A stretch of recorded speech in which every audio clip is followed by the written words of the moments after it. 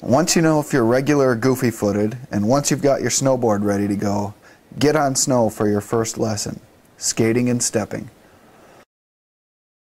Ooh, what's the hold-up? I'm concentrating. On walking the stairs? No, on getting around the hill, practicing balance, and riding the chairlift. Skating and stepping. Skating and stepping are the first skills you'll learn on snow, but ones you'll use every time you strap on your snowboard. If the terrain is flat, you'll skate. If you're trying to go uphill, you'll be stepping. And while the movements may seem unusual at first, never fear, because they're variations on movements you already know and love. Let's begin with skating. First, get in an athletic stance. You don't know what an athletic stance is? An athletic stance is the basic neutral stance that is used in many sports. Look at a soccer goalie waiting on a penalty kick. The proper snowboard stance is feet shoulder width apart, ankles, knees, and hips flexed nicely, back straight, shoulders square, hands nice and relaxed at your sides. If you're not like that, well, you're not going to be able to recover. And recovery is something you always need in snowboarding. Plant your front foot in the snow and keep your knee nice and bent. If you're regular, this will be your left foot. If you're goofy, your right foot will be forward.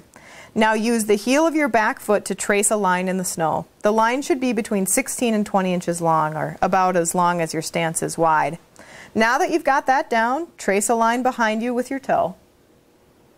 Too easy for you, huh? Well, buckle your front foot into your binding and trace the same line while strapped into your board. Remember, you only need to trace a short distance. To get moving, apply the same motion you used tracing, but this time dig your back foot into the snow. Get traction and you'll start to move forward. This can be quite an awkward motion, so practice a while. Figure eights, races, tag, whatever works. If you're having trouble, focus on moving your back foot a shorter distance. Too much will cause you to be off balance.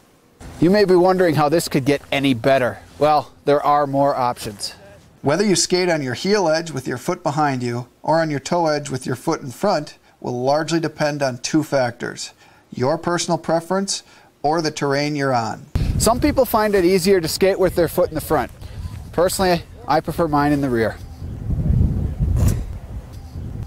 If you're on any kind of an incline, you always want to keep your board on an edge. Which edge is the right edge? Your uphill edge should dig into the snow, acting as a sort of platform to stand on. If you're skating on your toe edge, dig the edge in by putting pressure on your front toe. For your heel edge, put pressure on your front heel. Well, that was helpful, but how does that relate to the stairs? That brings us to the art of stepping, or taking steps up the hill with your front foot strapped in and your back foot unstrapped.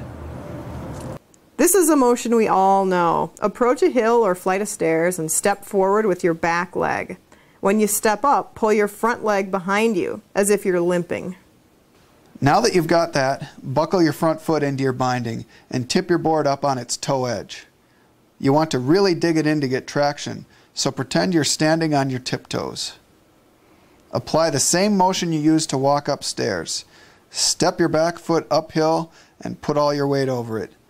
Then lift your snowboard completely off the ground and pull it up behind you. If you're having trouble, take smaller steps. Big ones cause you to be off balance. While you'll most likely step using your toe edge, it's good to practice stepping on your heel edge as well. You know, because practicing fundamentals of balance is fun. Although not as fancy as carving or freestyle, learning to snowboard requires mastering a series of small yet essential steps. And like anything else, if you try to skip steps, you'll be in trouble. When you master skating and stepping, you're ready for the next lesson: straight glides.